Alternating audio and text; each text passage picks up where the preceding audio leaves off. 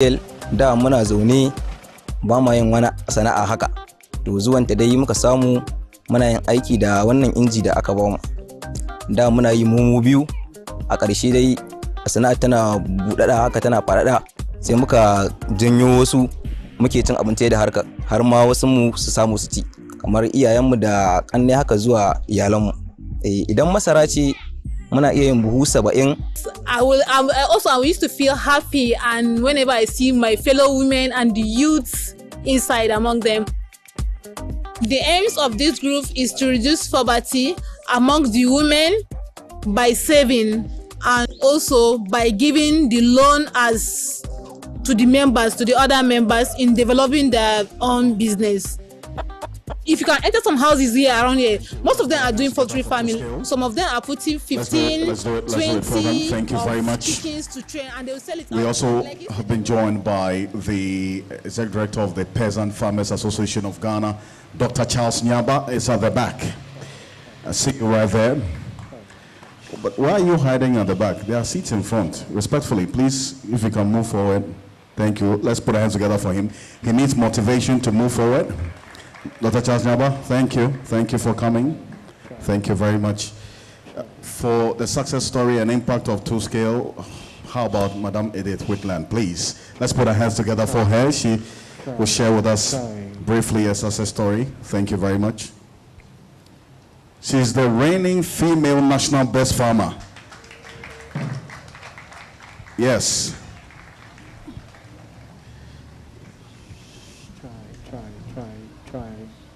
Try. Thank you.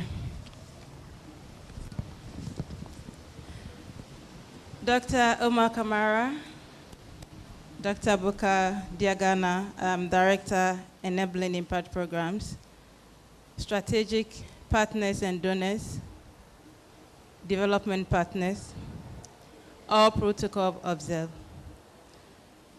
Good morning, ladies and gentlemen. I'm delighted to be part of this occasion to celebrate the 50th anniversary of IFDC this year under the theme, Developing Agriculture from the Ground Up. IFDC is creating a lot of impact in agricultural sector and agribusiness like ours through the Two-Scale program. Our partnership with IFDC program marks a turning point in our company's quest to make available to Ghanaians the best packaged, locally produced chicken. Prior to the partnership, we processed chicken wholly, mainly, which meant that we could only serve a segment of available markets, and products were driven by eggs production. Through the partnership, we co-created a solution to expand Rockland Farms' access to market through product diversification, which kickstarts the development of our pre-cut chicken product lines.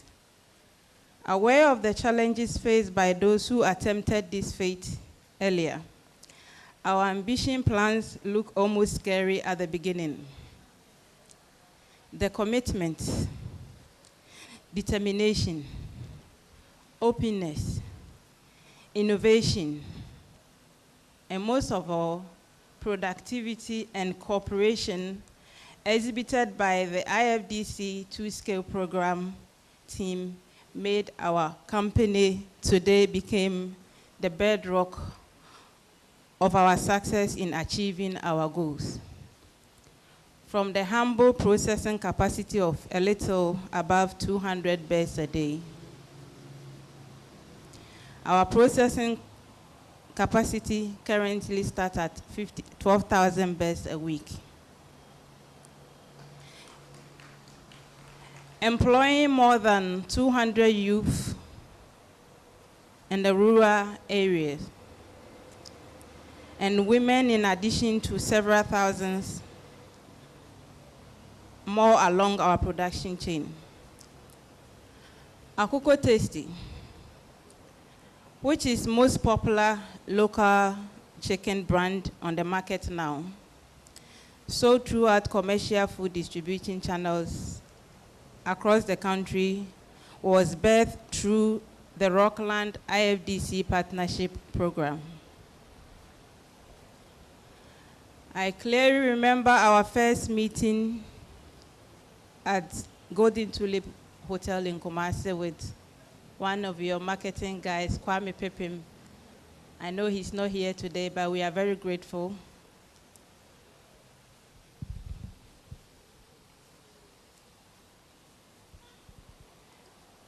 At our first meeting, it looks achievable, but it was very scary, and wondering whether it was going to be achievable.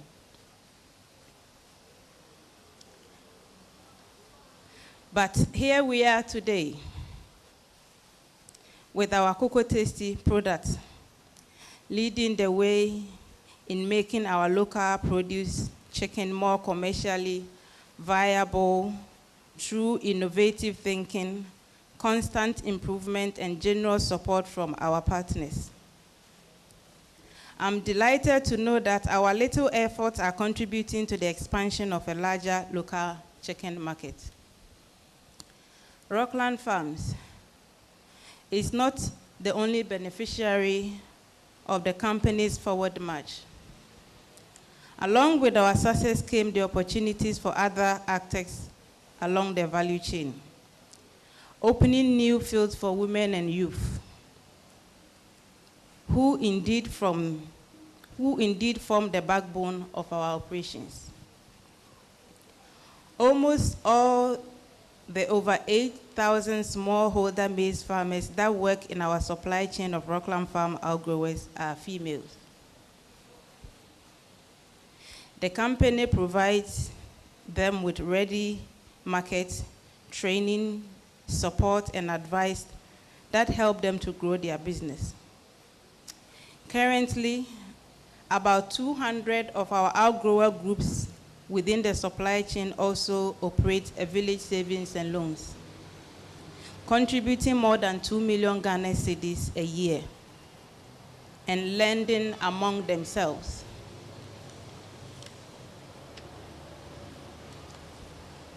To improve their livelihood and expand their businesses. About 3,000 young people are empowered through our employment and entrepreneur avenues by the company's different levels, primarily in marketing and processing of chicken, as well as the value chain of such as land preparation and soil health. Women lead our micro vendor scheme in making our products available in rural areas and small towns. Through this partnership with IFDC 2Scale, we are deepening our impact in the communities that we work with, community livelihood programs, which regularly support selected schools with eggs to boost their nutrition and health, as well as enhancing the government school feeding program. The initiatives also empowering women maize farmers with backyard poultry farming alternatives as a livelihood to support them during the lean season of maize. So far, close to 50 women and youth have received support in forms of inputs, equipment, training, and ready market. This is helping Rockland Farms to create a legacy of impact in the community level, which we are very proud. We could not have progressed as far as we have without the intervention of IFDC 2Scale program. We are both grateful for the support and the enthusiasm about the opportunities we create together. With a solid foundation gained from this partnership, the possibilities for Rockland Farms are endless. So, on the occasions of the 50th anniversary of IFDC, We appreciate your support and continue to create new opportunities all over the world. And at this point, I leave my special quote with everybody to take home. It's no longer enough to leave the business of feeding the nation in the hands of farmers alone.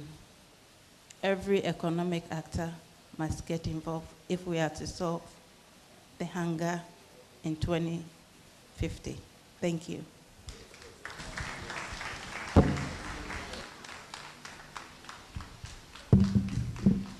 Thank you very much. Please, let's give it up to her. Thank you, thank you, thank you. Moving on, we would want to invite the Chief of Party for Angre Project in the person of Dr. Sansan Yu to come and then give us a brief introduction on the Feed the Future Angre Project. Please give it up to him.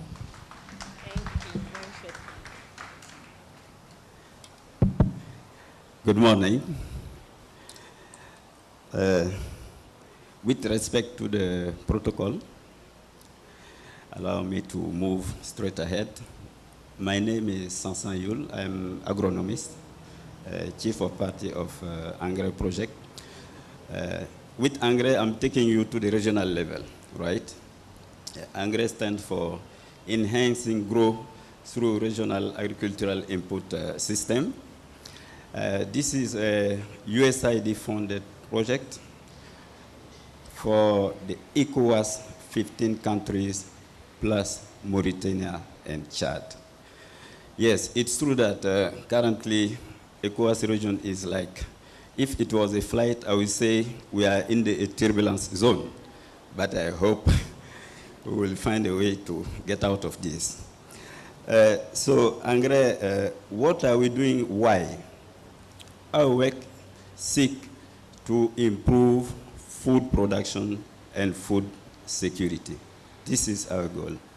And the way we want to do it strategically is to make sure that fertilizers are available and used at affordable and appropriate fertilizer across the region. This is our strategic objective.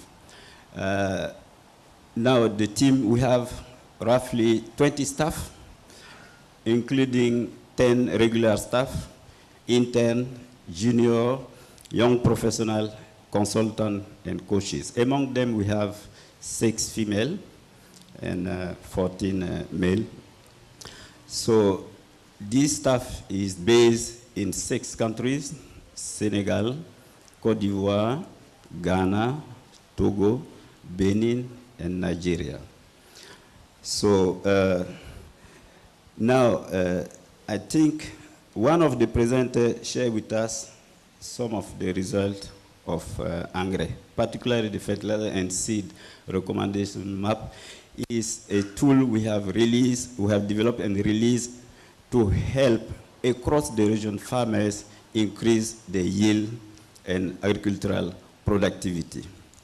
Another product also is what we did last year in May to support ECOWAS to develop the roadmap for fertilizer and soil health in West Africa towards the Africa Union Summit on fertilizer and soil health. So basically we have 4 intermediate results. The first one is to boost public-private partnership with the fertilizer sector-led stakeholders in order to strengthen them so they will be capable to provide, to supply the quality fertilizer to the end user that are the farmers.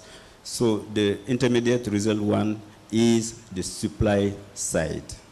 Now, the intermediate result 2 is increase nutrient use efficiency. And this is the demand side. We are working to provide farmers with the technology on fertilizer, on seed, that will help them improve the yield.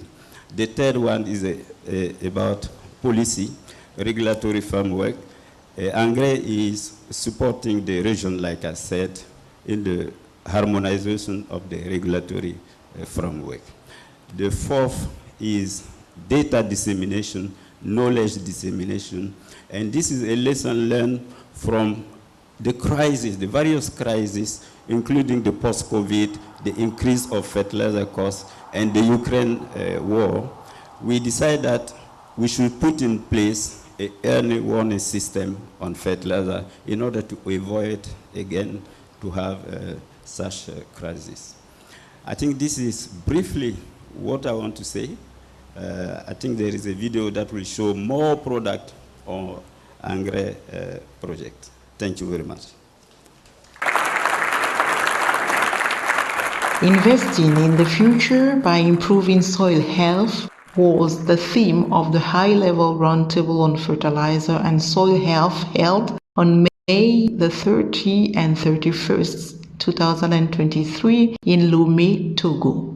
The Feed the Future Engrais project, founded by the USAID and implemented by IFDC, International Fertilizer Development Center, was deeply involved in the organization of this event from the earliest preparatory stage. 3 virtual consultation sessions were held with the private sector, the public sector, and the civil society. These discussions led to the formulation of 12 priority actions presented by the Angre projects. IFDC is the technical arm of ECOWAS concerning any matters related to fertilizer in West Africa and the Sahel.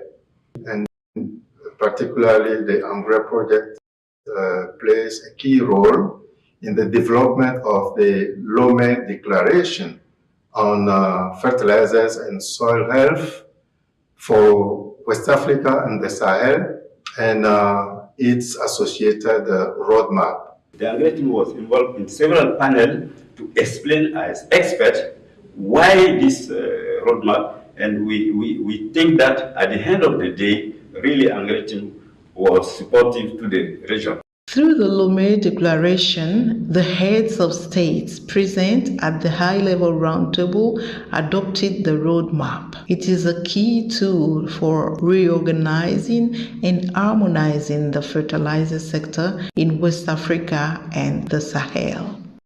There were 22 ministers from Department of Agriculture and Department of Finance of 17 countries. And they look at the priority actions that were proposed by the experts in the region, and they made some contributions. So IFDC played a big role in presenting those priority actions, but then the ministers debated them and validated them. And the declaration not only adopted the priority actions as the strategy to get to the soil fertility and soil health, but it also recognized the need to do so urgently and engages the region to start the implementation as soon as possible. The Feed the Future Angre project continues its support in line with the decision taken at these important meetings alongside ECOWAS and its various partners after these important meetings. We spent almost one week in Abidjan to launch and support the first statutory meeting of the West African Committee for Fertilizer Control. That committee is a regional committee that will assist the ECOWAS and UEMOA commissions and the Executive Secretariat of Sales in the implementation of the harmonized regional regulation relating to fertilizer quality control in the ECOWAS, UEMOA, and sales region. And also this meeting was a successful meeting. Now we have launched the WACOFEC.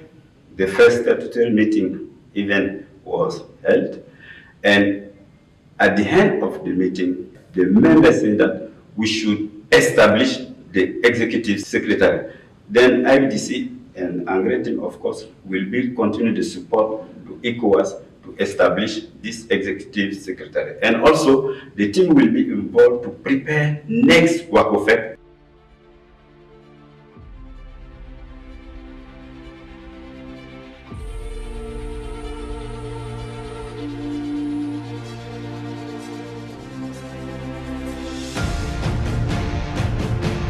Dr. Sansan-Yu for your presentation.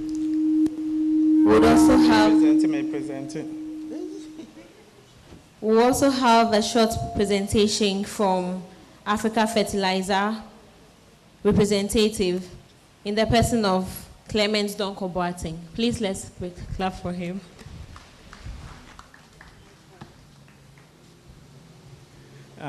Good morning. I'm Clement. I'm here to introduce Africa Fertilizer. Africa Fertilizer is an initiative under IFDC. It was established in 2009. And the reason why it was established was because of the 2006 Abuja Declaration to move fertilizer consumption from 8 kilograms per hectare to 50 kilograms per hectare.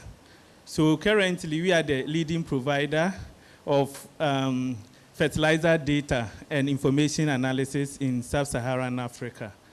So our data covers about 18 countries in Africa, 9 in West Africa, and 9 in Eastern and Southern Africa. Some of our products, we've developed 8 country-specific dashboards, of which Ghana is one. And we've also developed some, what we call Africa Fertilizer Watch. Is a monitoring tool for fertilizer crisis. We also meet with both private and public sector. Under one roof, we validate fertilizer trade data and come up with output statistics and fertilizer overview. So basically, this is what we do. So kindly sit back and learn more from Africa Fertilizer in our video. Thank you.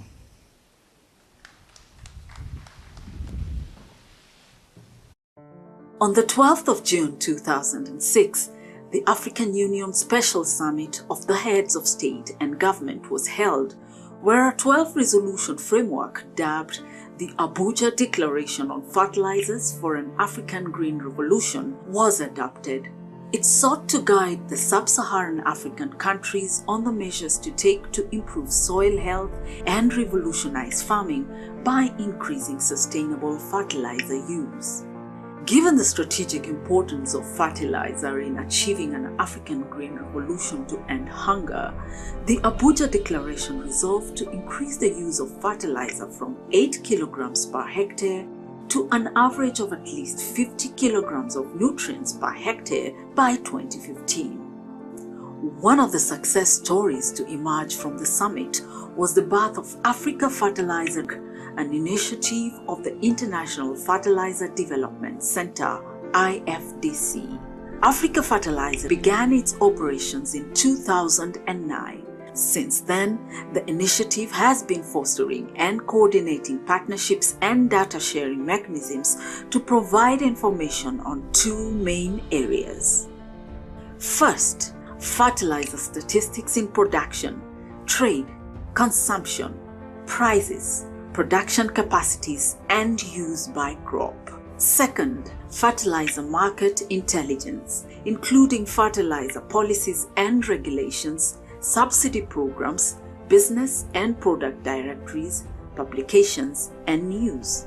For the last 13 years, Africa Fertilizer has collaborated with global and regional partners, including the International Fertilizer Association, IFA, Argus Media, the U.S. Agency for International Development, USAID, the Bill and Melinda Gates Foundation, Development Gateway, and OCP on fertilizer market systems development in Africa. Africa Fertilizer has been providing statistics on fertilizer production capacities in the continent, trade and import statistics, national and regional fertilizer consumption figures, fertilizer prices at global, port and retail level, and national fertilizer use by crop. Africa Fertilizer has also provided market intelligence on fertilizers to highlight fertilizer policies and regulations in various African markets, track fertilizer subsidy programs, contribute to business and product directories, and provide monitoring and early warning systems tools. Some of the notable milestones Africa Fertilizer has been able to achieve include development of specific country dashboards that are a one-stop shop for fertilizer market information, implementation of monitoring and early warning systems for fertilizer industry shifts, and provision of yearly validated fertilizer statistics across sub-Saharan Africa.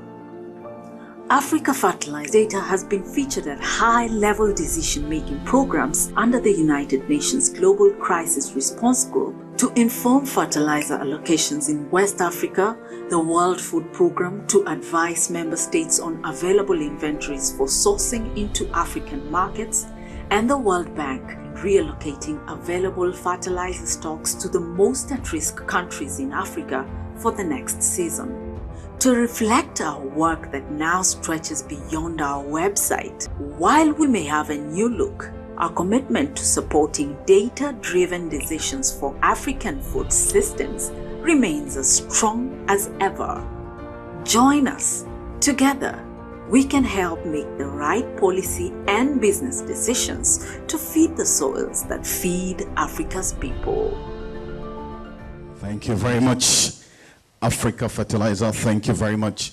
We would have a message, and ladies and gentlemen, we're getting to that moment shortly where we would have the keynote address and also cut the cake, a very, very big cake for the celebration of IFDC 50th anniversary and this open door event that we're having right now. And we would have some pieces of paper going around.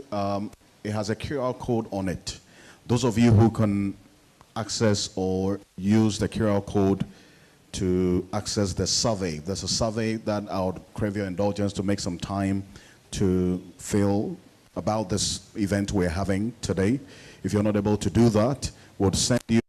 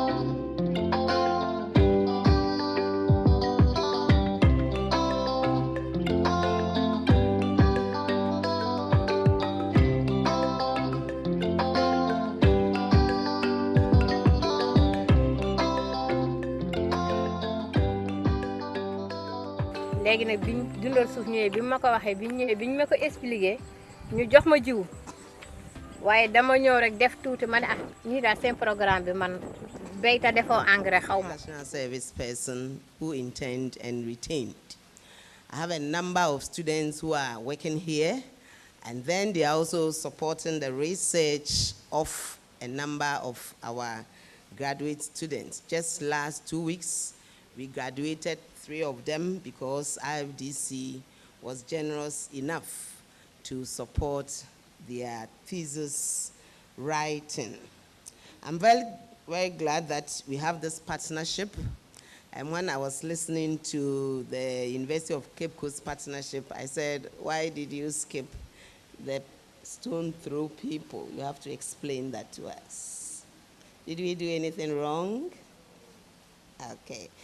But they are also very good at that, and I'm happy that your partnership is not narrow, it is broad. That is the way to go. My only concern, and I'm a farmer and I have a mango farm. When my soils are very good, my fruits are good. But the insects now get good fruits. And so in the end, I don't get good market. You have to explain that. Thank you very much.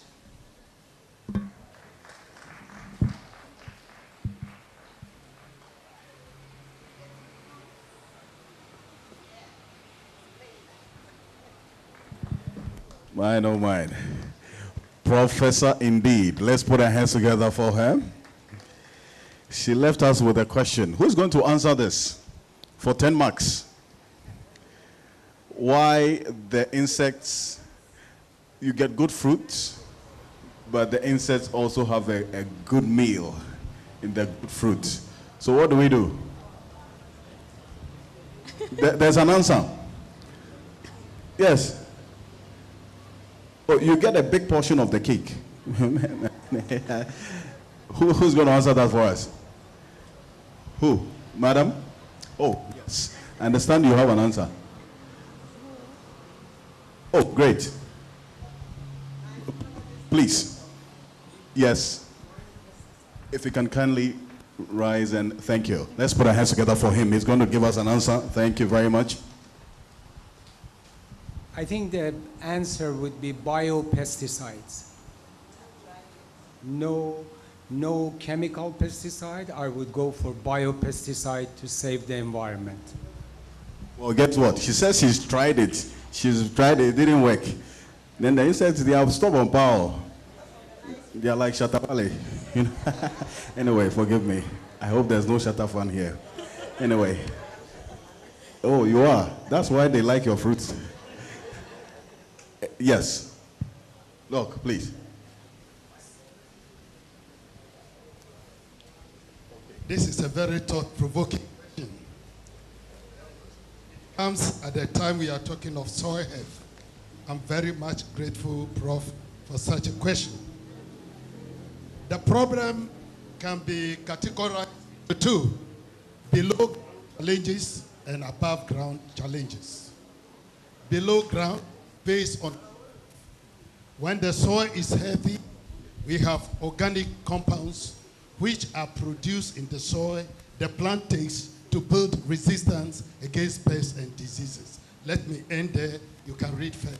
Above ground, when we diversify the cropping systems, we create a niche for beneficial organisms that feed on pests.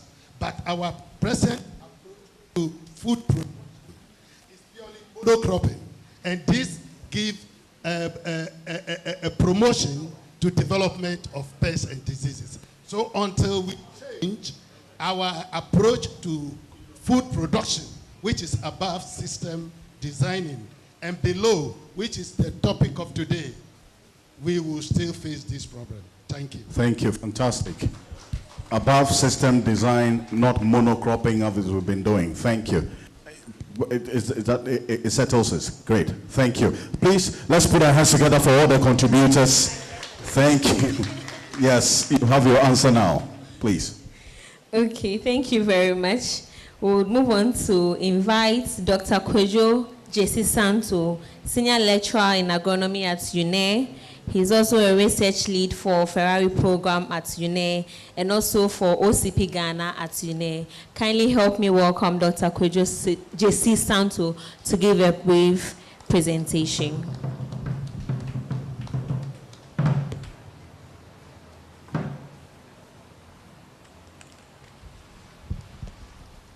Please, thank you very much. All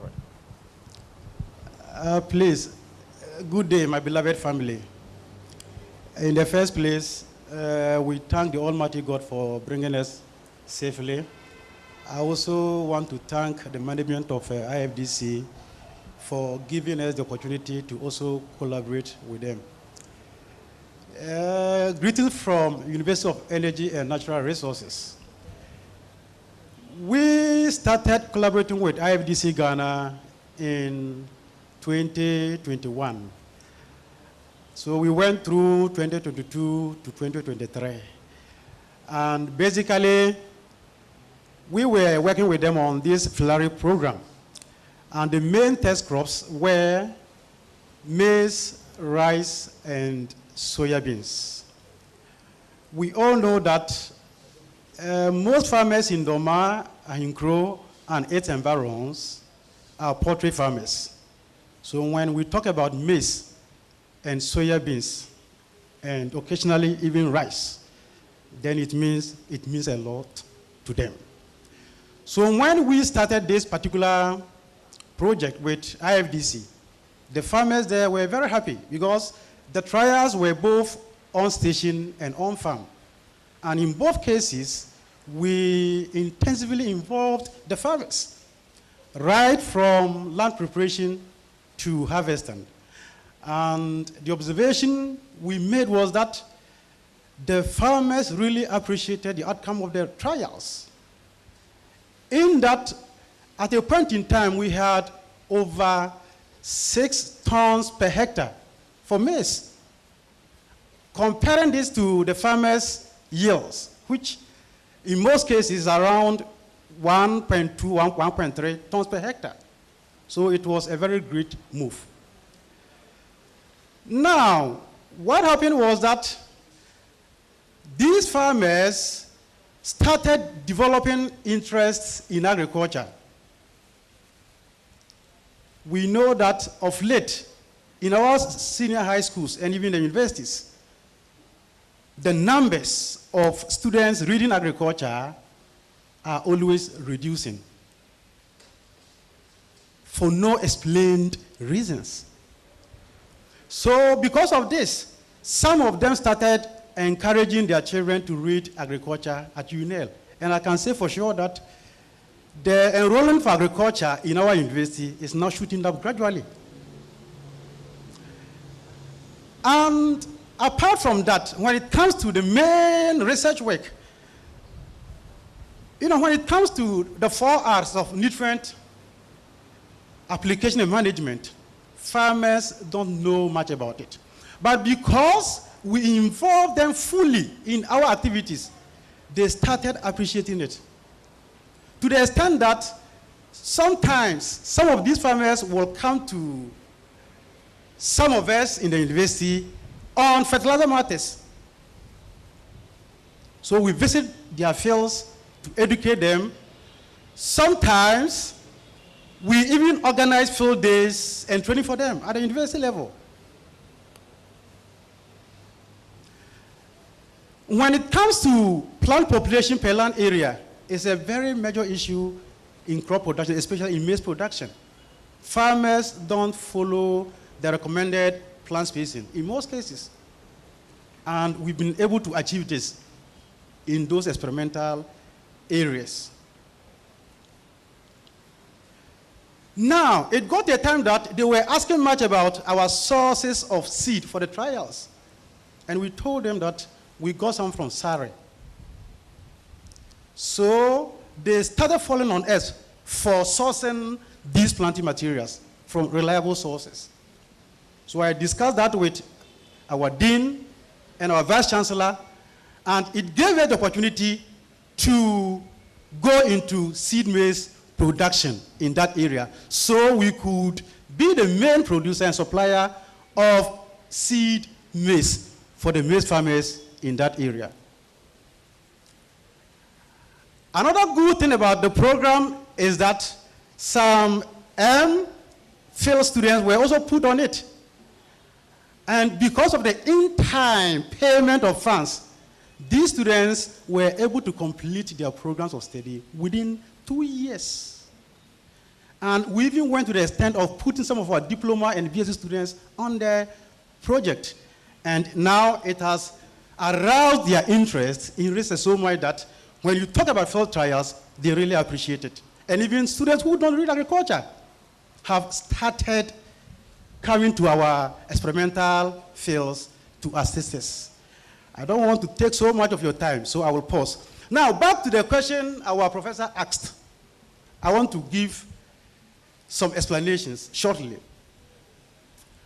We know that in pest management, plant tissues, which are very high in nutrients, are very attractive to pests, just like human beings.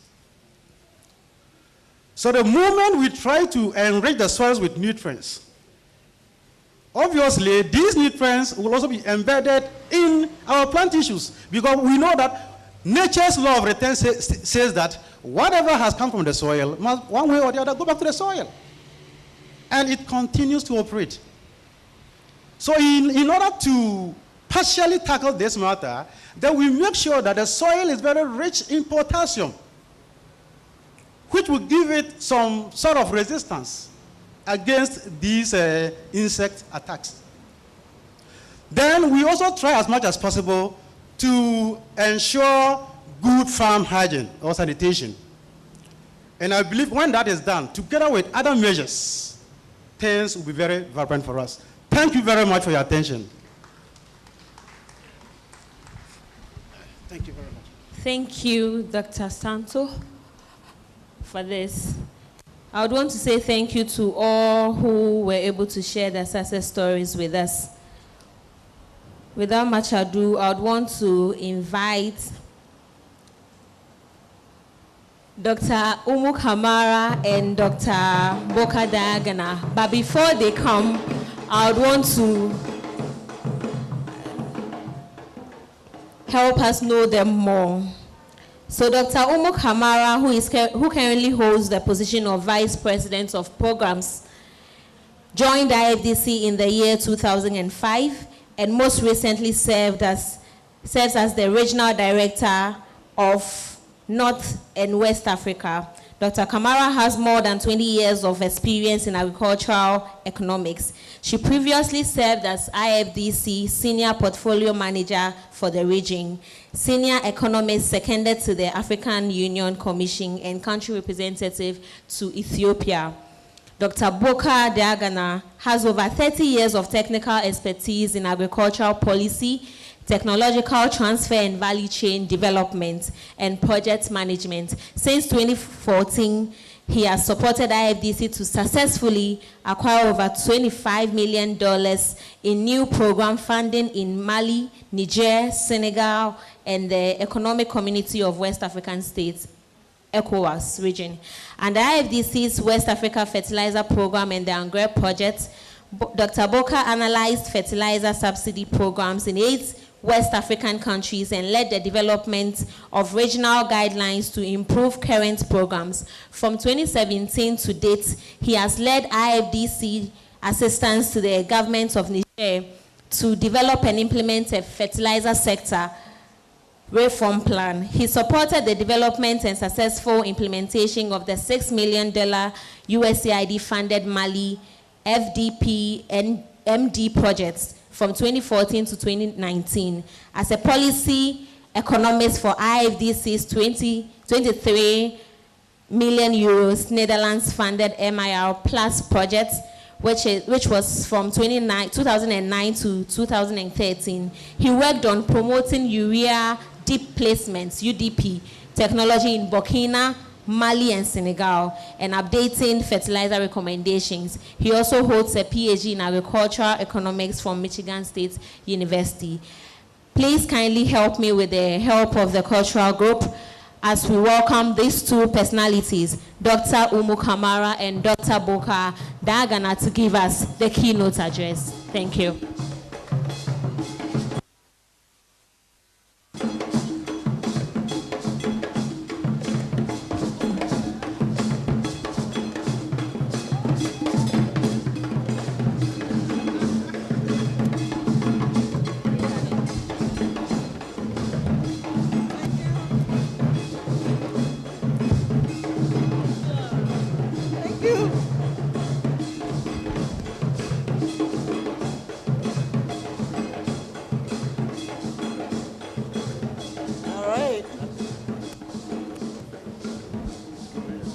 All right, Assalamu alaikum.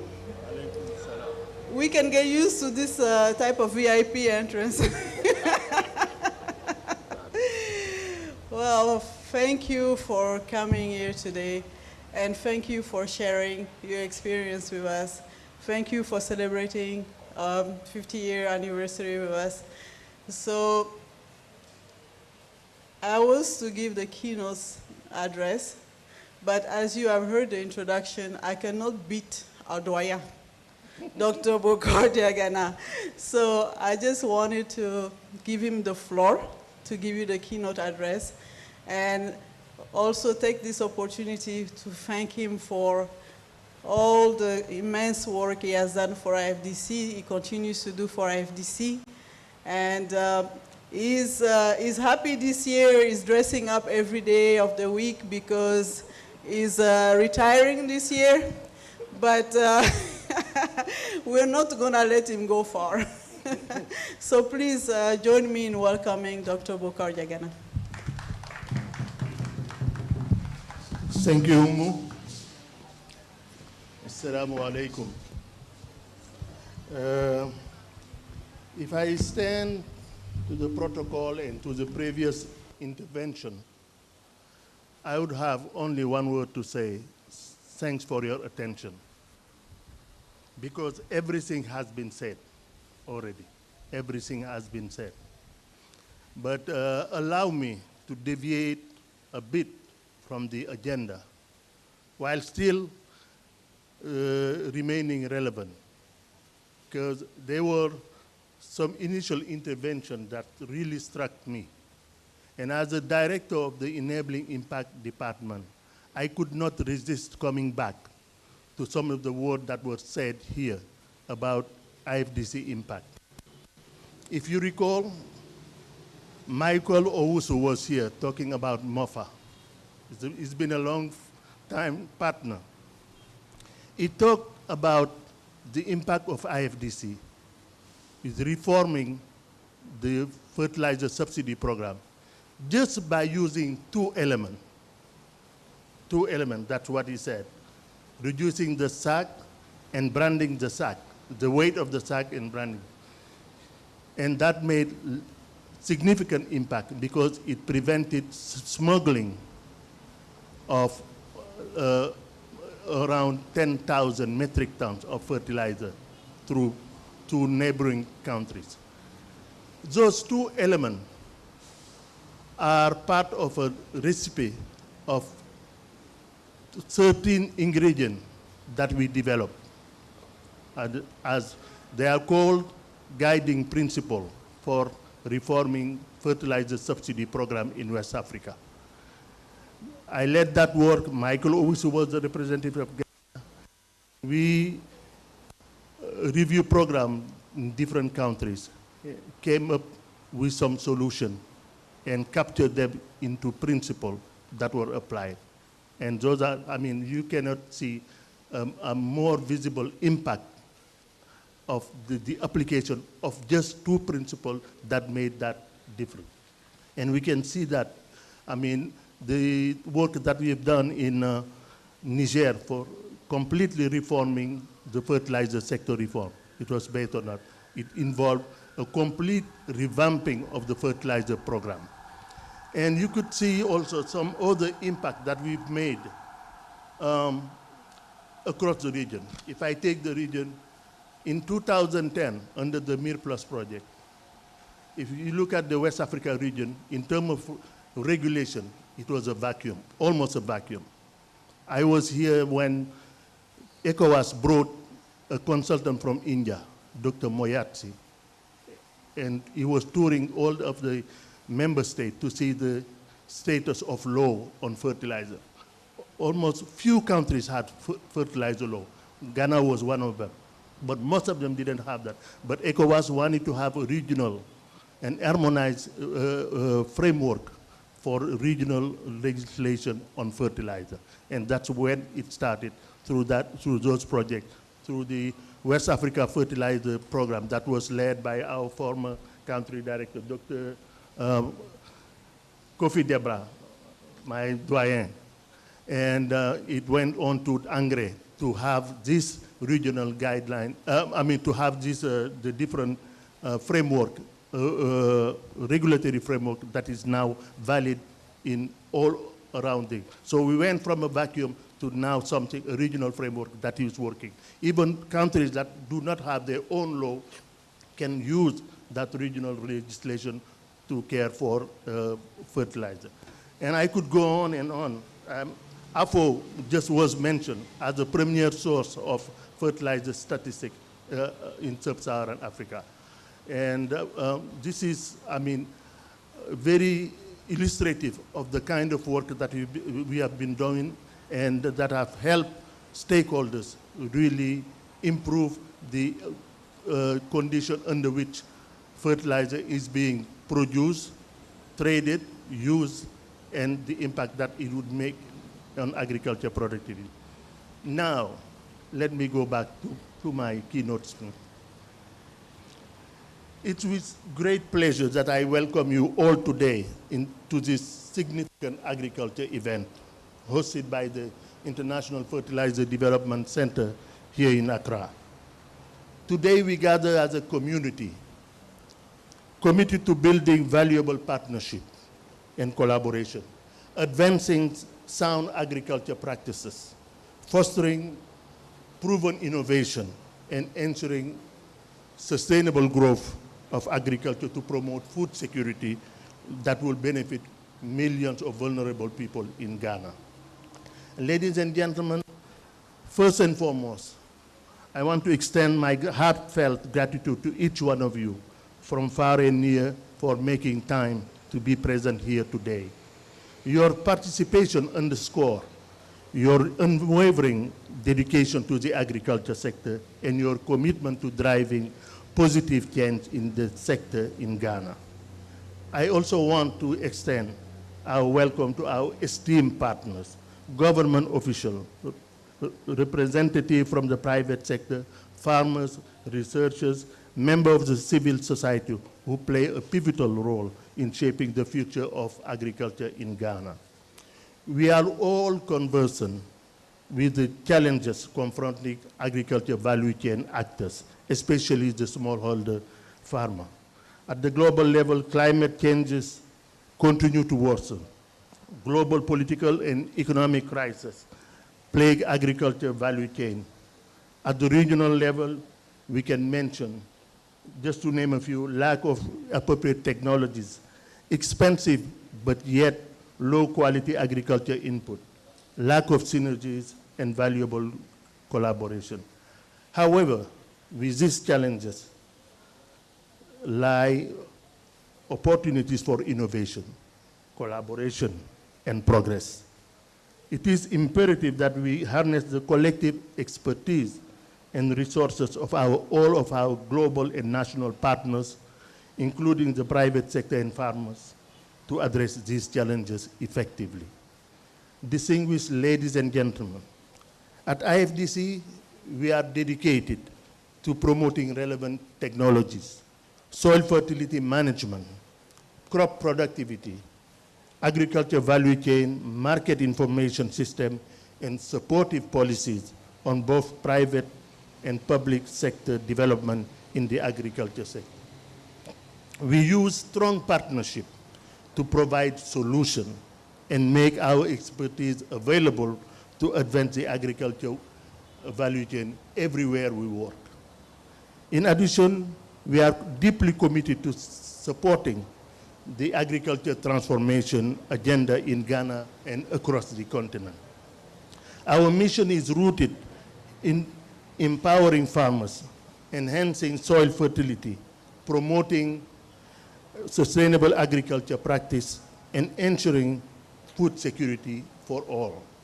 Through the pillars of our global strategies, we sink our roots into our expertise in researching and developing appropriate technology, soil health and farm productivity, market and food system development, and creating an enabling environment for impact. In all this, we aim to catalyze positive change and drive inclusive growth in the agriculture sector. Ladies and gentlemen, today IFDC is starting the celebration of our 50th anniversary with the theme 50 years of developing agriculture from the ground up. Over the past 50 years, in partnership with strategic stakeholders at the global, continental, and national level, we have accomplished great strides through the development and the deployment of various technologies and tools. As indicated by our local country director, IFDC has been working in Ghana since 2002 with strategic partners, especially the government of Ghana through the Ministry of Food and Agriculture to promote agriculture productivity. We have supported the development and deployment of innovative fertilizer data access tool, including the Ghana Fertilizer Dashboard, which was developed by the organization Africa Fertilizer Initiative in cooperation with Development Gateway with the funding from Bill and Melinda Gates Foundation. In addition, at the request of the government of Ghana, our Ferrari project established the Fertilizer Platform Ghana to unite stakeholders to address the challenges in the fertilizer and soil health sector. Distinguished guests, our long, valuable partnership with the government of Ghana through the Ministry of Food and Agriculture has received a boost to promote agriculture development in Ghana. On September 29, 2023, the two parties strengthened their working relationship by signing a memorandum of understanding. The refreshed partnership will benefit hundreds of thousands of smallholder farmers across the country. The partnership would help farmers increase their agriculture productivities and income. In the past year, our organization has invested more than 22 million Ghana cedis in the country through the implementation of various projects impacting the lives of our farmers and other stakeholders. Ladies and gentlemen, as we celebrate our anniversary this year, our vision has remained the same, with a renewed focus on caring for the soils. We do not intend to just commemorate the past, our past success, but use our fine and rich expertise and accumulated experience across the different countries and across the continent to care for the soil for the next 50 years. IFDC is committed to positively impacting Ghanaian agriculture value chain stakeholders by collaborating and building a stronger force to address the challenges confronting farmers so that we can continue to promote food and nutrition security and help improve the livelihood of our farmers. I urge each one of us gathered here today to embrace the spirit of collaboration, innovation, and inclusivity as we work toward our shared goal of agriculture transformation in Ghana. Let us leverage our collective strengths, knowledge, and resources to overcome challenges, to seize opportunities, and to build a bright future for our farmers, community, and the country, Ghana. In conclusion, I'm confident that through our collective effort and our unwavering commitment, we can realize the full potential of agriculture as a catalyst for sustainable development and prosperity in Ghana. Together, let's embark on this journey with renewed vigor, determination, and unity of purpose. Thank you for your attention.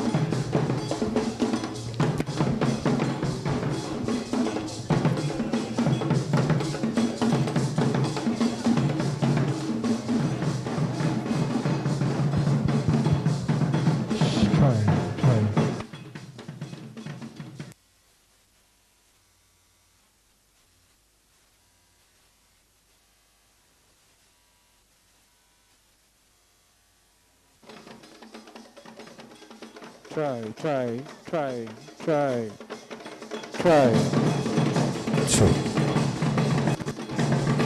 You are actually free. You are free to join them. If you feel like joining them, you are free to do so. Yeah, some of you are sitting and doing Adowa.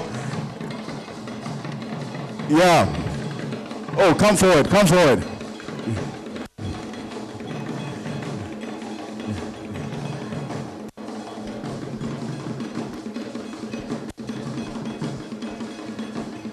IFDC staff. Yes. Uh-huh. That's right. That's right. Uh-huh. Uh-huh. Yes. Okay. Uh-huh. The men are doing their own thing. We'll forgive them. That's right.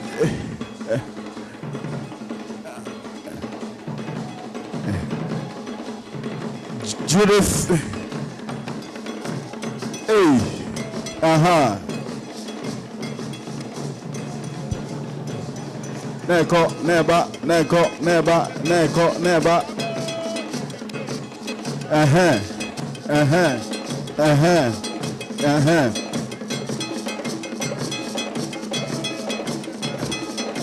Sa.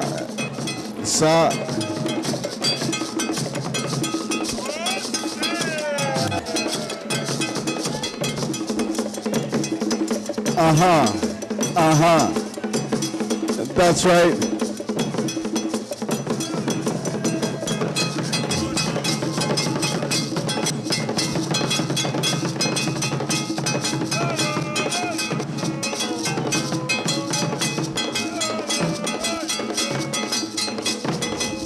Thank you.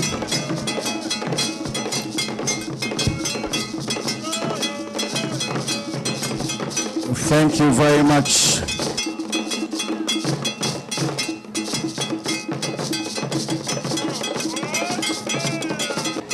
Ohima Cultural Group. Ohima Cultural Group. Thank you. Let's put our hands together for them. Wow. So with those who came forward to dance, who is the best dancer? In addition to our keynote speaker. The lady will, okay, where's the lady who joined us? Yes, she's right behind us. You'll get a big portion of the cake, okay? Let's put our hands together for her. Good, good, good, good, good, good. Thank you so much. Yes, so Dr. Charles Nyaba would share something briefly with us. He heads the Peasant Farmers Association of Ghana. Dr. Nyaba, please, let's put our hands together for him. Thank you so much.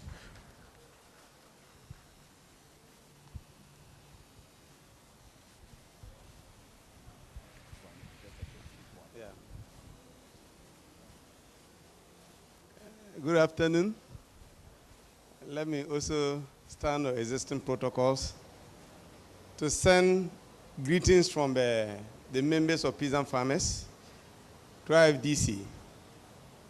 In fact, when you talk of the main beneficiary of the operations of IFDC in Ghana, then I think if you are ranking, Peasant Farmers will be placed among the first 5. I say this because we had opportunity to participate in a number of capacity building programs. We talked about soil health. We talked about the ministry introducing additional nutrients, the zinc and sulfur, into fertilizer. Today, most of the fertilizer companies are taking that up because when you send your fertilizer down there and those additional nutrients are not there, those fertilizers are not being patronized by the farmers. Apart from that, there is one key benefit that the association benefited from IFDC that I think IFDC themselves are not aware of, which I would like to share with you. You know, usually, when Ministry of Food and Agriculture is to set fertilizer prices, the subsidy.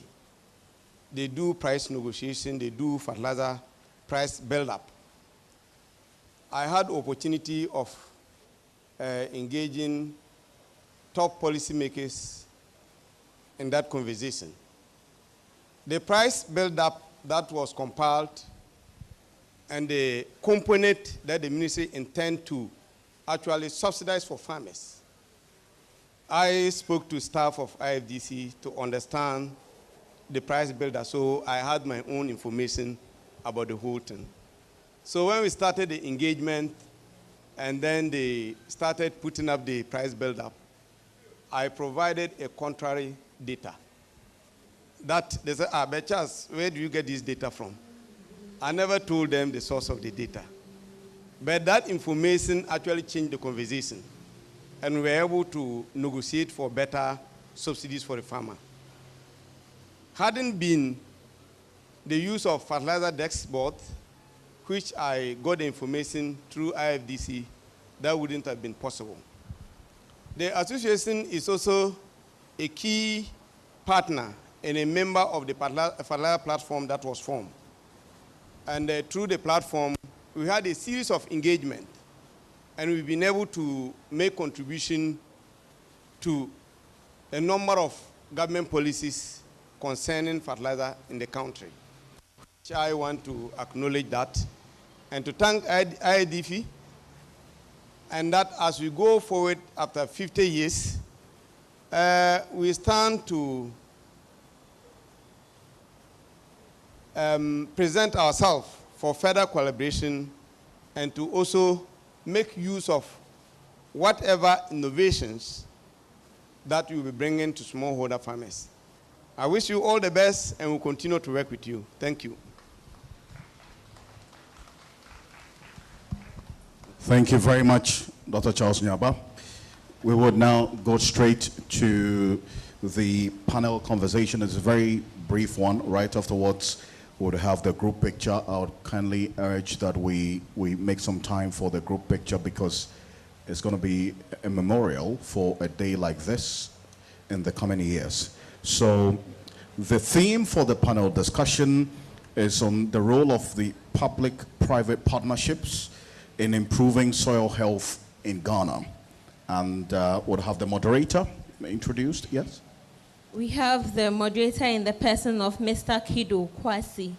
He is the Deputy Chief of Party for the Feed the Future and GRER project with expertise in information systems.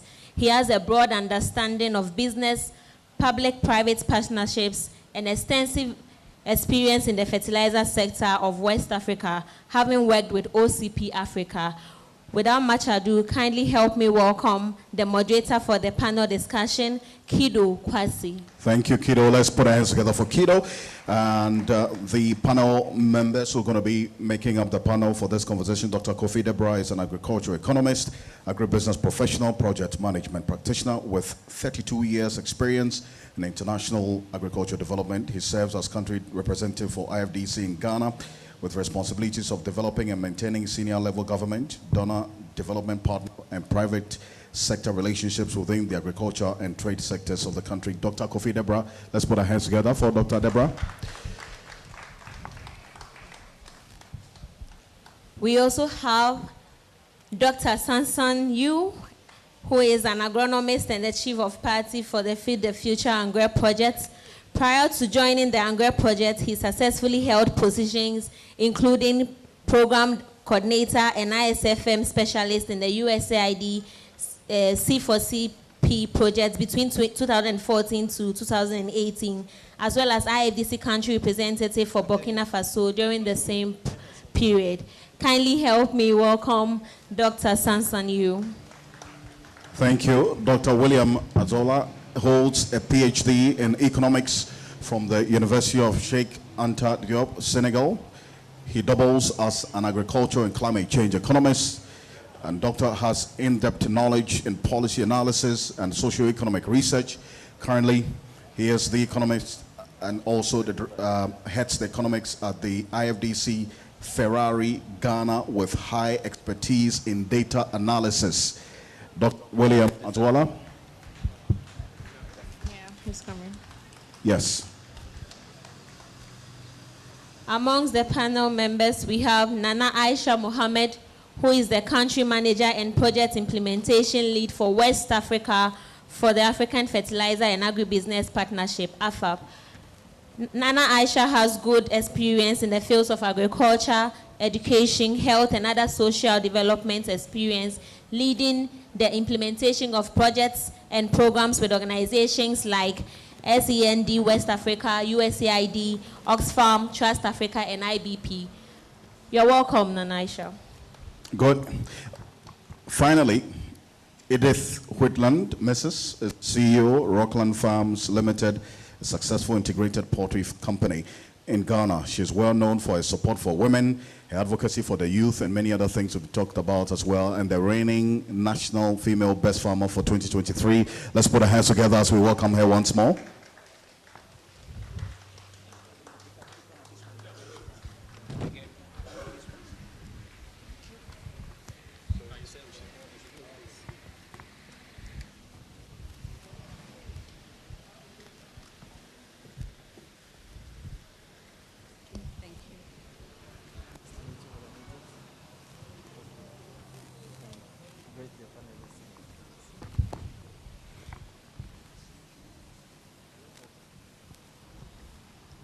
Thank you everyone for being here, and thank you for the opportunity to moderate the panel. We have a very august assembly here, and we will try to do justice to the subject of the role of public-private partnership in improving soil health in Ghana. So we've had a very good introduction with the speech that was given right before this panel. It will enable us to dive directly into the subject. And the first thing will be to understand what we mean when we say there are soil health issues in Ghana. So what have been your experience with those issues? And if each of you could give a few words, like 3 minutes, give your understanding of the soil health issues in Ghana, and what have you seen as opportunities or challenges around this topic in Ghana? I'll start with Dr. Deborah, so who's right sitting next to me.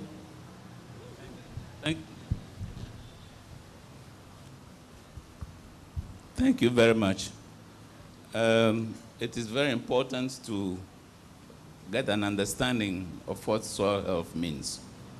And I would like to quote directly the Director of Soil Fertility and Soil Health and Productivity, Dr. Ekwe Dosa. He describes soil health as the ability of the soil to support plant growth while maintaining environmental quality and providing safe food. So that's soil health defined. And to have a good, healthy soil, you need a healthy balance among the physical properties, the chemical properties, and the biological properties of the soil. In Ghana, the challenges for maintaining soil health include the unsustainable land use practices. For example, annual bushfires, continuous cropping, deforestation. If you do all those things, you are destroying some of the elements of the physical properties, such as the structure, the water retention capacities, and all that. You are destroying some of the nutrients, the pH changes, and stuff like that. And you are also destroying the microorganisms in the biological parameters. So for me, the opportunities for improving soil health is the technology already promoted by IFDC, which is the integrated soil fertility management. Thank you, Mr. Moderator. Thank you very much, sir. So I will give it directly to Mrs. Edith, since you are the leading farmer in Ghana. So Dr. Deborah mentioned that soil health is about the ability of the soil to sustain crop production. And some of the sustainable practices that he mentioned are the annual burning of the land and things like that. So what have been your experience with soil, with the ability of the soil to sustain crop production and other practices that have been around? People are doing it because they need it. So what have been the ways that in your own practices you have avoided doing those unsustainable practices? Thank you. Some of the good practices that we've been doing to get a good soil fertility is by giving training to the farmers. We've encouraged them to use the poultry manure from my farm, and they don't burn annually. They plow right after harvest to let the weeds decompose. And then just before planting, we plow. When we harvest, we apply the manure to the soil and plow and leave it there. And then when it's time for planting, you plow again before we do our planting. That practice has also helped us to reduce the amount of fertilizer that we use, the artificial fertilizer that we use, and also the chemicals that we apply to the field, especially to control the weeds. And that has really helped us, the farmers, from the 0.3 metric tons per acre that they are getting, now they are getting 1.3 metric tons per acre from these practices that they were taught. Thank you very much. Allow me to follow a little bit with you. So, have you experienced the impact of declining soil health in the region where you're operating? Yes. That was the problem there when I started with them, because they thought that it's cheaper that as soon as you harvest, you cut the stems down, you burn it so that you avoid paying your cost. But they didn't realize that it was going to affect the soil fertility and their yield. So when we introduced the plowing and not burning their field and also using the chicken manure, they've really changed from burning their farms to plowing and also applying the chicken manure as their organic fertilizer to improve their yield. Thank you very much. So I want to turn to Dr. Yul Sansan. Dr. Deborah mentioned how there was an opportunity with ISFM, and with Mrs. Edith, we actually saw it in practice. So are there more opportunities to generalize the use of ISFM? We often hear about the difficulty in getting to getting organic material and to actually the knowledge to implement those ISFM. So what are the opportunities and the challenges in Ghana that you know about? Thank you, Kido. I think I will bring a regional perspective, and thank you to Deborah for this comprehensive and holistic definition of the soil health, and thank you to Madam who also brought some experience, practical experience. I think this is a concept coming popular, very popular, particularly within the agricultural sector. Soil health is becoming popular. And the thing is, even us at IFDC, we conduct last year an internal brainstorming in order to make sure that we have the same vision. We have the same view about this concept, which is popular, but also a dynamic concept. This is a concept which is evolving. So we went to the definition like Dr. Deborah shared with us.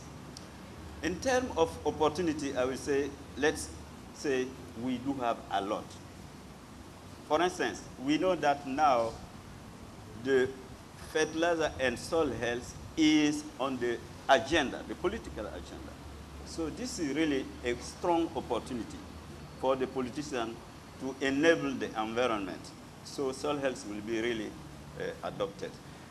He mentioned also some of the opportunities, technical, of course, ISFM, you said, the smart, the soil fertility mapping. We have other technology. For instance, first one platform, the Federal IC recommendation map for West Africa. This is a tool providing solution for soil health. Now, you say that ISFM, yes. ISFM in the past, the way we were used to do it was to bring the material, to bring the organic, to bring the compost into the plot. Now, the thinking is, how can we in situ recycle nutrients, find a way to bring, to recycle, using, for instance, balanced fertilizer, you see? So it's no more about bringing the input from other places, but in situ, try to find the solution. This is what I can share with you.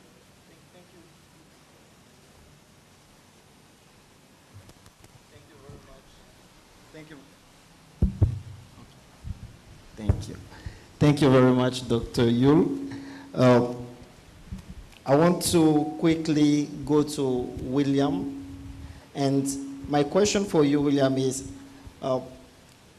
with your experience in Ghana, how have the landscape around soil health, around agriculture, has evolved over the past years, and where do we see that soil health is really becoming an issue in Ghana?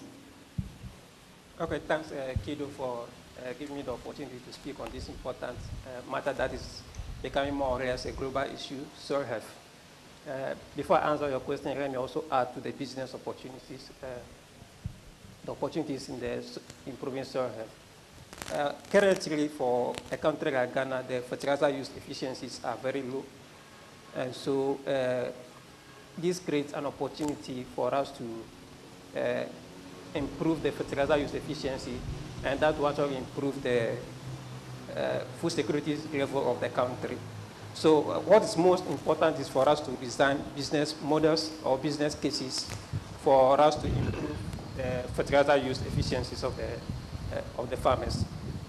Now, the landscape of Ghana have transformed over the years, and about 35% of our country is under threat to desertification, and that alone is about costing about 1.4 billion. In other words, 6% of our country's GDP. And so the transformation of our landscape is a major threat to our sustenance. And so there is the need for us to actually look at how we manage our landscape. And so that brings about the importance of introduction of mineral fertilizers alongside organic fertilizers. Fortunately for Ghana, the use of mineral fertilizers is on the rise. And so this will actually help in restoring some of the land degradations. Unfortunately for us is the low fertilizer use efficiency, which I earlier on talked about. And so the landscape have transformed negatively, and the trend doesn't seem changing positive. Okay. So thank you very much, William. If I hear you correctly, things have gotten bad. If you are talking about 35% of desertification and low yields, we know that in Ghana we import a lot of food. And the good side of it is that apparently people are realizing that those things are happening, and they are taking decisive action. And we've seen how fertilizer use has increased in the country. So building on that, I want to look toward Nanaisha and ask, we know that this is about all of us. Madam Edith said it when she was speaking. It's not just a matter of farmers. But I can also add that those things, when we look at them, we often think it is the government role. And we know the government alone will not do it or cannot do it. And we need the private sector. With your experience, you are with AFAP, you work a lot with the private sector and the government. What have been your experience, what have you seen as joint action by the government, by the government and the private sector to improve soil health in Ghana? All right, thank you very much. If you look at the landscape in terms of setting the agenda, I think we all agree that the issues of soil health and nutrient use efficiency has been gradually something that all of us are concerned about and are trying to address. This is not just something that the government is looking at, and also, but a key part of the private sector business models going forward. A lot of private sector companies are beginning to look at the suitability of their products. There's a lot of funding going into research, and in a sustainable way, I can point out to some of the research work that has been done in collaboration with Ferrari and OCP. And a clear example is even the Ferrari project on its own is the fact that there is private sector buy-in into the program to push for suitability of fertilizers and also increasing nutrient use efficiency. There are also new technologies that different private sector partners are coming up with that they are willing to share with other private sector partners, especially given the business models of most private sector is to usually hoard information because they call it business intellectual property.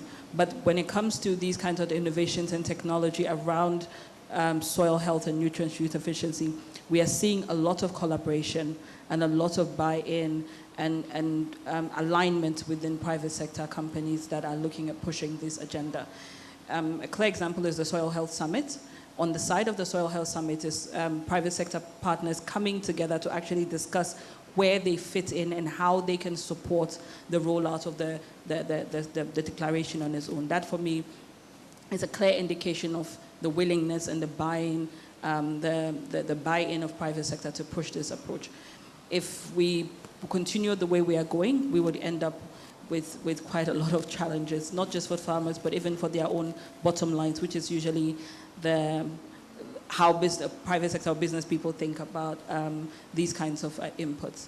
So for me, that is basically the perspective the private sector is coming up with and how the approach should be. Okay. Thank you very much. I want to stay with you a little bit. We know that in Ghana there is a platform that brings together the private sector and the government. So has that have any effect on the soil health initiatives? If you can speak a little bit about that. Yeah, I think if you look at the Fertilizer Platform Ghana, one of the key successes of the platform has been the ability to be able to bring different actors and different players together and setting agenda for discussion. And over the last couple of years since the platform was formed, our key discussion point has always been around harmonization of fertilizer recommendations and also taking into consideration how we can influence policy and drive policy change towards addressing these soil health related issues. If we have, as a platform, set up a separate wing which is looking at research, which is led by the research institutions, and the main aim is to look at the different key or identifying key issues that are pertaining to each of the different stakeholders. So farmer issues, farmer-related issues. What is the concern of the distribution channel? What is the concern of like the manufacturers and blenders around being able to adapt the different principles that are coming up? Fertilizer production, if you want to really go into integrated soil fertility management, you realize that it becomes expensive for production. How do we come up with different innovations that makes it less expensive for production if you're looking at tailoring recommendations? In terms of handling, bulk handling and distribution, how do we position the distribution channel to be able to then provide the right product if you're looking at promotion of the 4 Rs? How do we come up with, like in terms of the scientific, so one of the key things is the missing link between science research and then adoption by the farmer. So coming up with these kinds of innovations that are easily adaptable, or taking whatever the research institutions are churning out or the different innovations and making them simple enough for the farmer to adopt. Those are the different things that the platform has been looking at and is pushing for the development. Thank you very much.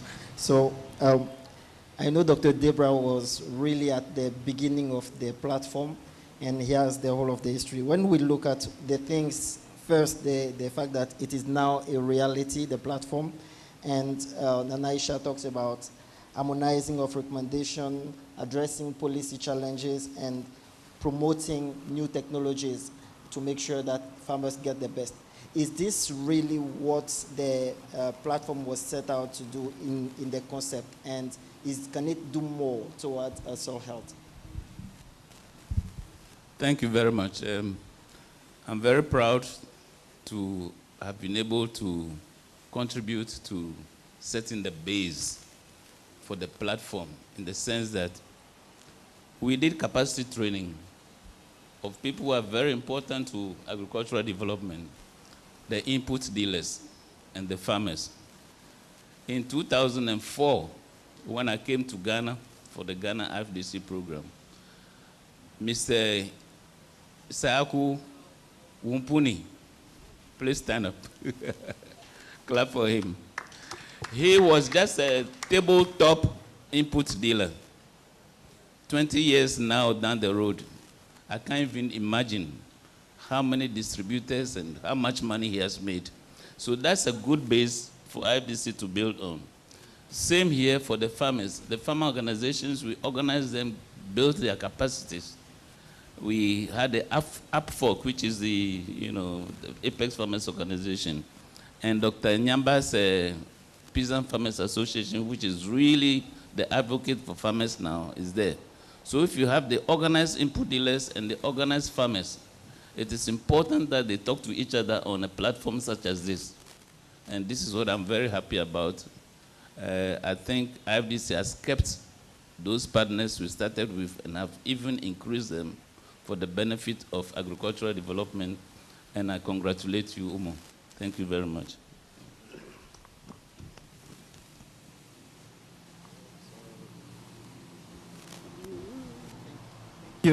Thank you very much, Dr. Devra. So you mentioned a very important point, the importance of farmers in the platform, right? And what is currently the status of the farmers in the platform? When we talk about public-private partnership, we tend to forget that the farmers are also private sector, right? So inside the dialogue that is going on in the platform at the moment, what is the position of the farmers? I see Nanaisha take a microphone. She wants to respond to that, but I'm also looking at William, who is also with the Ferrari, and they've been instrumental in setting up this platform. But I'll allow Nanaisha to go first, and then William can continue. All right, thank you. I think the farmers are represented on the platform, and they form key parts of the executive and decision-making members of the platform. We have, I think Present Farmers Association is represented, FONG is represented in the platform to make it more accessible. And in terms of the discussion, one of the things that we insisted on was to make sure that we had one of the farmers associations represented on the executive platform. And for us, because of the key role that the farmers play in the adoption or the entire value chain. Thank you. So, William, can you? Okay, yes. Like Nanaisha said, the farmers are key members of the fertilizer platform Ghana.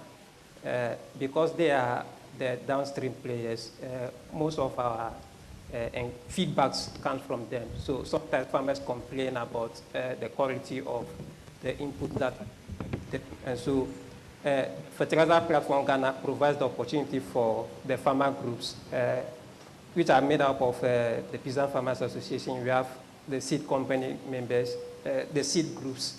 We have the FBO members on the platform. And so they are able to collate this kind of information at the farmer levels and bring to the platform for discussions. And it also gives the opportunity to the input dealers on the platform to actually ascertain the veracity or the otherwise of the input that they're actually sending out to the farmers. Thank you very much. I'm looking at the only farmer on the panel, and I want to ask you, Mrs. Edith, have you heard about this Ghana fertilizer platform, and how do you see it? For their group, I know most of my farmer groups are not part, but we've been working with MUFA and then CSR.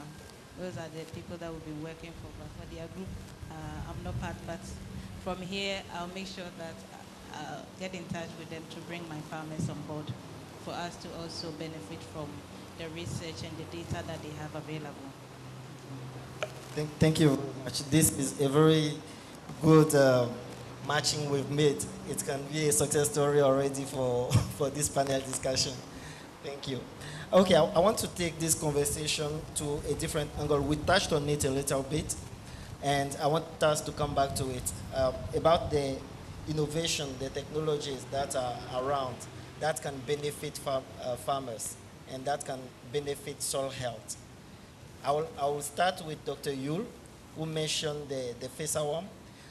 What is this FESA worm? I know you are very passionate about it, but can you tell us more? How can Mrs. Edith benefit from it? Yeah, thank you, Kido. Yes, I mentioned FESA worm, and I think also during the presentation, we had several times this platform mentioned. Really, this is one of our best product. We hope so across the region. We release this across the region, like I said, to help farmers increase their yield. Well, what is the FESA worm? It is fertilizer and seed recommendation map for West Africa. We started this process when we started Angre project in 2018, but the first version of the platform was released in 2021. Basically, FESA worm is a kind of database, agricultural input package database. The platform is delivering what we call agricultural input package, combining information about the seed, the varieties, combining information about the recommendation, the fertilizer recommendation, and also giving the best agricultural practices that need to be conducted, and this within a particular agroecological zone. So the platform holds roughly 600 agricultural input package, and like I said, it is across West Africa. We have the main agroecological zone. So this is mainly targeted for extension agents and agro dealers to use it in order to train, to backstop the farmers, you see. We did this in collaboration with CORAF. This is why we have, of course, fertilizer and seed. Remember that before Angre, we conducted the WAF project, which was only focused on fertilizer. At the same time, CORAF was conducting the West Africa Seed Program.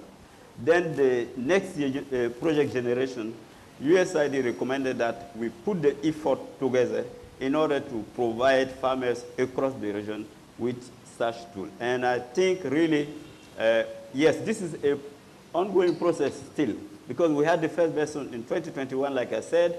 We have an update, and we are still trying to see the best way to have it disseminated, adopted by the farmers. This is why currently we are working to develop small tools that can help farmers and extension agents at a particular location. If there are several options, this tool can help them identify the best one in terms of nutrient, in terms of revenue. So yes, I think we learn a lot about the process. During the process, we learn a lot about our relation with the private sector, the public sector, and so on. I can come later on it. Okay, thank you very much, Dr. Yu. So this is one innovation. We have the FESA worm, which is a website basically, and it enables extension agents or agro dealers to provide the right advice to farmers, and it is something that is already available to use. So, Nanaisha, you also mentioned a lot of innovations that the collaboration between the private sector and the government are putting on the market. Can you speak about some of those? Okay, thank you. In terms of private sector work, there's quite a lot of research that's going out and then trials as well. We've been working very closely with ISDA, which is picking up the AFSIS data and trying to come up with handheld devices for soil testing. We are also working with AgroCares to come up with different small kits that can be used at the farmer level instead of having to wait all the way for like a big lab, because most of the smallholder farmers do not have access to laboratories. We're also pushing soil mapping activities. I think in partnership with ANGRE, we started working on coming up with soil maps to come up with at least some support countries to develop cropland maps. And that is something that we're also promoting and pushing. And that helps to be able to strengthen the fertilizer recommendation and also rollout of these kinds of initiatives. We're also working as an organization to look at how we can be able to promote, they call them organomineral fertilizer, organomineral-based fertilizers is something that we are pushing as well, in terms of also supporting private sector to see the need of introducing those kinds of range of options in their businesses or in their input offerings. We're looking at working with blending factories or blenders to either look at changing their current blending machinery to have those kinds of options. And that's something that we are currently rolling out. There's also another project that's looking at biochar. That's something that private sector is also pushing. And I think Nestle and a couple of other companies are pushing those agendas in terms of using on-farm waste and turning that into biochar to support the refixing of the soils at the farmer level. And those are the different things that are being rolled out at different levels. For me, it's all about the scalability and then the adaptability and how we can support in our little ways to be able to make these kinds of different changes along the value chain. Thank you very much, Nanisha. You talk about soil testing, soil maps, organomineral. So we see that there is a lot of things going on from the private sector, but also in collaboration with the public sector to make sure that our soils are better. So with this, I was called upon to end the session here. We had less time than initially allocated for this. So I want to apologize to have to stop here. And I also want to take the opportunity to thank you very much. Through this exchange, I hope we learn more about the soil health, the concept of soil health, and what is going on around it. What are the efforts from the public sector, from the government, from the project to improve soil health in Ghana. With that, I want you to help me thank our panelists by putting your hand together. And thank you very much for your attention as well.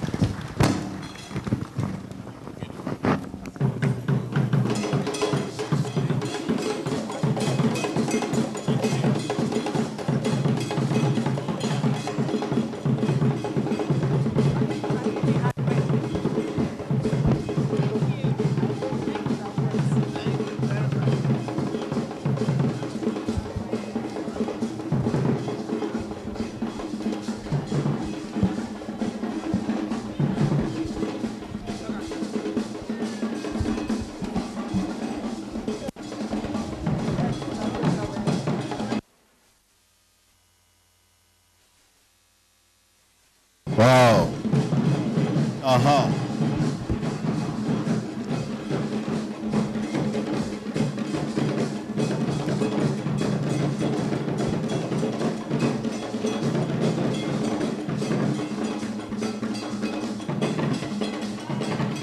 The national female best farmer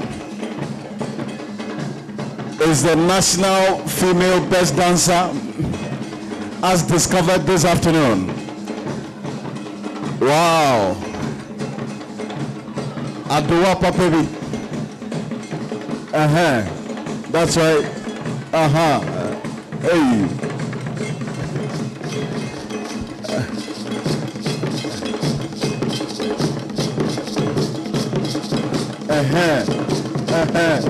Thank you. Let's put our hands together for them and the panel.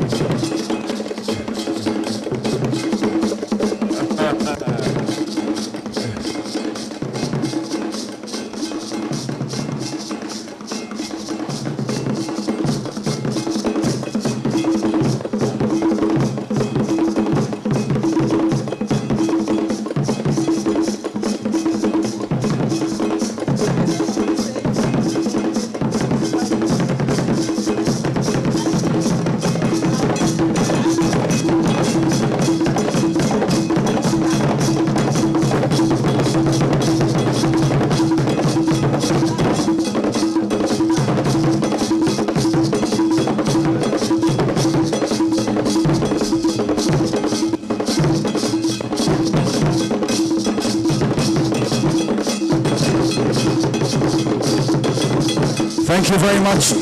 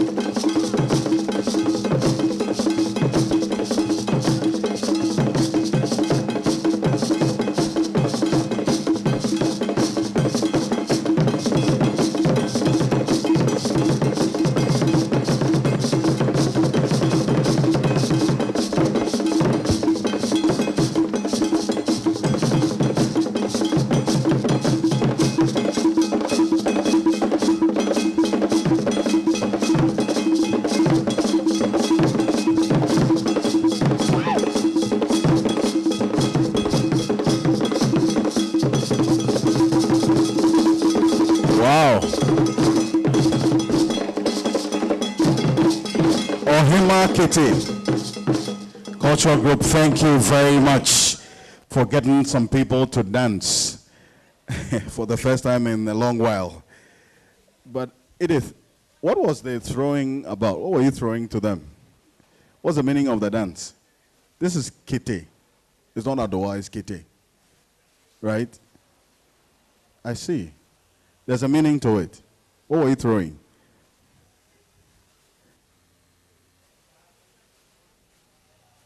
Pardon? Congratulating them. All right. I see. Thank you. Thank you, thank you, thank you. Wait, small. Thank you. Thank you. You know, this is the moment we've been, at least one of the highlights of this event today.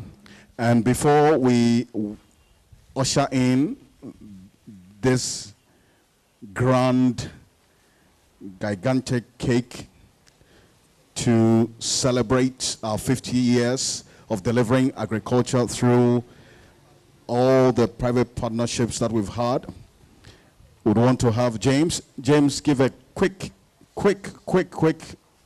launch speech, and then we're going to officially launch the 50th anniversary of IFDC Global, and then also the opening of this open door event. We have a number of these beneficiaries and groups also who have set up under the various canopies behind us.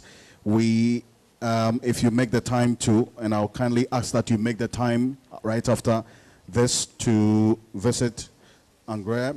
Two-scale project is also displayed there. We have Organic Farm Aid also having a stand there. We have Feed the Future as well, duly represented. We have Farm Radio International also represented, and with Agra as well. So we have all these groups also duly represented to showcase what they are doing. And Development Gateway as well represented under these stands that we have. So please make some time and check them out. James?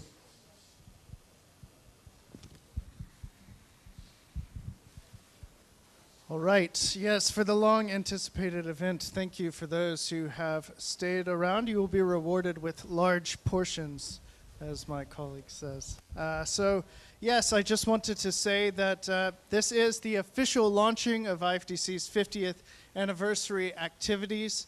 And again, we will do more than celebrate. We will look forward. We will look for more opportunities in the future. We will look for more partnerships, ways to unite to increase food security around the world. And what that's going to look like is that we will be having 20 days just like today in 20 different countries around the world, bringing together partners and celebrating the work we've done and discussing ways forward. We'll be hosting in Washington, D.C. and in Amsterdam in the Netherlands 2 symposia in May and November. And these symposia will be looking at future-proofing the future and looking for ways that we can future-proof agriculture. The first one will be in D.C. in May, and we will have specific 6 different working groups working together on some solutions. And the plan is that they will pass their solutions on to the group in the Netherlands in November, who will take those solutions even further. We have an impact study being developed and many other activities. And so I thank you again for coming. And I guess with that, I don't know if this is an invisible cake. It's coming. There it is.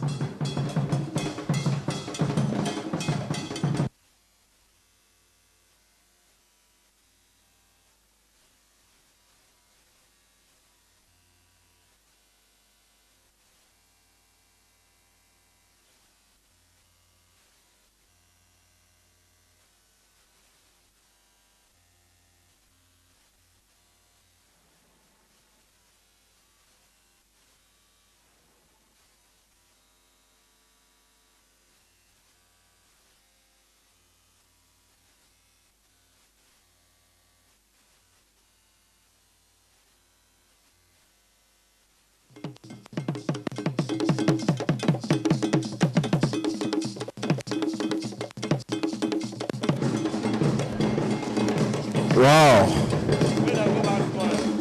This is a big cake. To celebrate this big moment, 50th anniversary of IFDC and all the impact that you have made over the years. Congratulations to you. Please, Country Director Judith, please join James. Dr. Omo and Dr. Boka. Dr. Victor Clotte. Dr. Victor Clotte.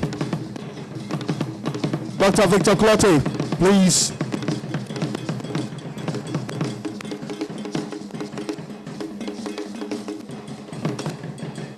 Dr. Kofi Deborah, Dr. Kofi Deborah, please join us.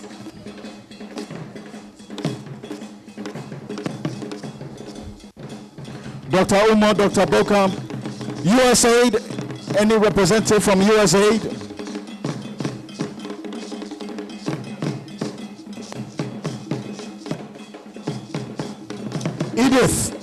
Edith, please.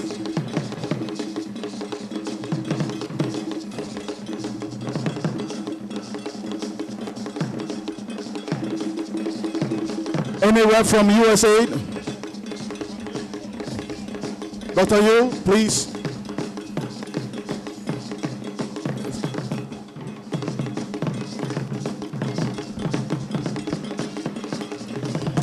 Representative from the Ministry of Food and Agriculture, please. USAID.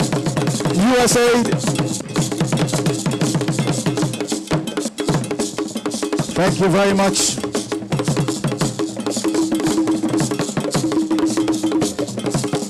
This is the moment.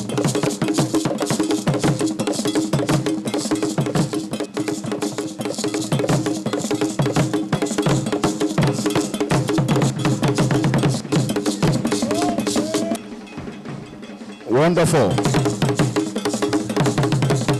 Thank you. Slow it down a bit. Thank you very much. Here we go.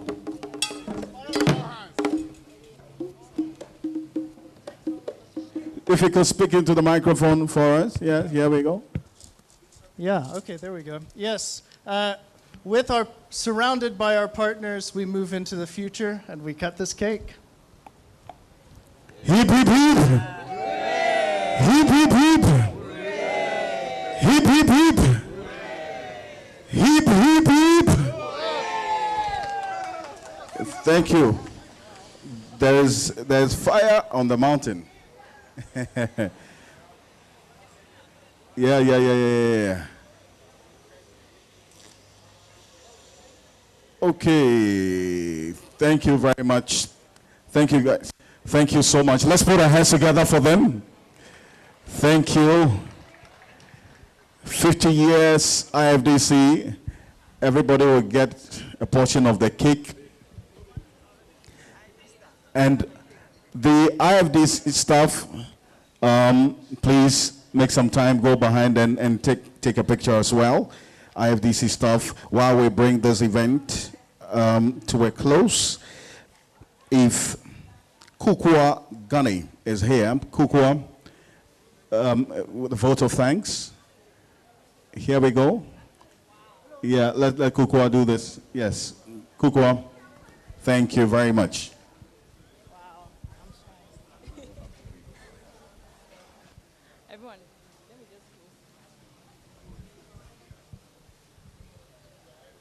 Okay. Are you ready? The Vice President, Global Programs, the Acting Country Director, USAID, EKN, Acting Country Director, all protocols observed. As we wrap up this incredible open day event, I want to express our heartfelt gratitude on behalf of IFDC to all those who have played a role in making this event a huge success. Special thanks to the Ministry of Food and Agriculture, the Office of the President, donors, local partners, and international partners, as well as representatives from the various embassies for their unwavering support, active participation, and collaboration over the years. Your commitment to agricultural development is truly admirable. A special thank you to the smallholder farmers we've worked with over the years and their service providers, the backbone of our agriculture sector.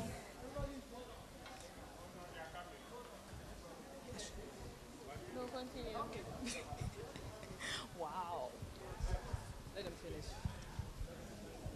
Let them finish.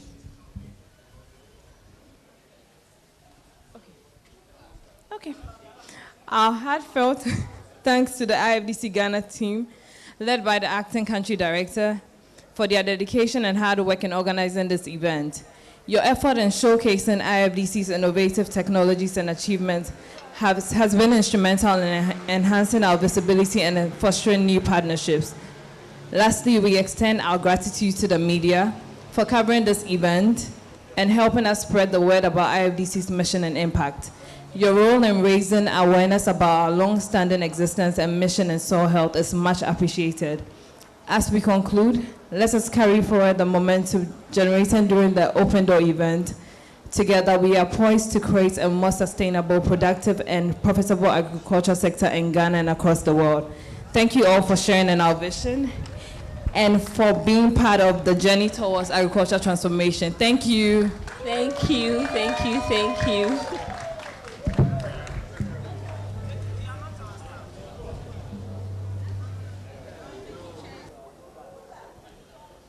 A word of prayer, please. We are grateful unto you, Lord Jesus, for how far you have brought us. May your name be praised in Jesus' name. Amen. Thank you very much. And at this moment, I want to say thank you so much for coming. The sit-down event officially ends now, but kindly make some time and visit the stands, about 6 of them we have behind you, so you get to know what these groups are doing to contribute to agricultural development in the country. There's a picture as well, a group picture. a group picture in front of the building where the green carpet is. So please, let's all make our way to where the green carpet is for the group picture. Yeah, bear in mind that if this cake stays in the sun for too long, it will melt in front of you. So let's all make it to where the green carpet is for the group picture. Thank you so much for coming. All the best. Safe journey back to our places of work and home. There's going to be a meeting of the management team and project leaders with strategic partners right after this. So let's make time for the group picture. Group photo. Let's not go.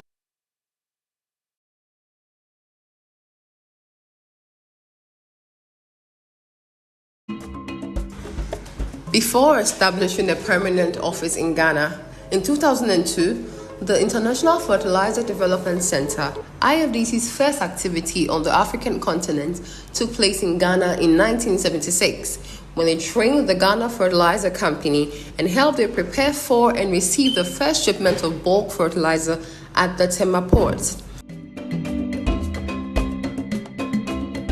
Since 2002, IFDC has remained actively involved in fostering the growth of agriculture throughout Ghana. With strategic partnerships, especially with the government of Ghana, through the Ministry of Food and Agriculture and others, IFDC has been working to increase yields and incomes of targeted farmers by introducing improved technologies and agricultural practices. IFDC has continued to strengthen the seed sector and enhance the availability and quality of certified seeds to help farmers increase their productivity.